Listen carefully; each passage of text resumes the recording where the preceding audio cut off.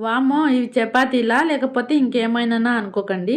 చపాతీలే. కాకపోతే డిఫరెంట్ షేప్స్‌లో అయితే చేశాను. చపాతీ చేయడం రాదా? లేకపోతే కావాలని అలా చేశావా? అని మీకు డౌట్ ఉండొచ్చు. స్కూల్‌లో మా పెద్దోడికి డిఫరెంట్ షేప్స్ ఆఫ్ చపాతీ అయితే చేసుకొని రమ్మన్నారు. సో, అందుకే అలా చేశాను. మనం చపాతీ నేర్చుకున్నప్పుడు రకరకాల షేప్స్ అయితే చేసుంటాం. కానీ అవి మనం షేప్స్ అనుకోకుండా ప్రయోగాలంటే బెటర్ ఏమో. కింద మీద పడి మనం రౌండ్‌గా చేయడం నేర్చుకున్న తర్వాత స్కూల్‌లో పిల్లలకేమో ఇలా షేప్స్ లాగా చేసుకొని రమ్మని అయితే చెప్తారు. ఇది చూస్తుంటే నాకు ఒక సామెత గుర్తొస్తుంది. చదవక ముందు కాకరకాయ, చదివిన తర్వాత కీకరకాయ అన్నట్లు.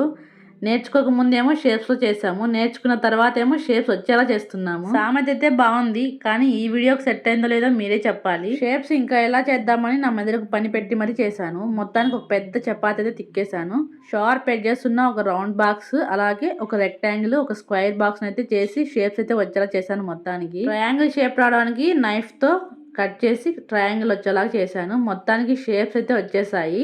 మీకు ఎలా అనిపించాయో కామెంట్ చేయండి. చేసినవన్నీ బాక్స్లో పెట్టిన తర్వాత ఇక మాకు ఇంట్లోకి అయితే నార్మల్గా చపాతీ చేసుకొని తిన్నాము.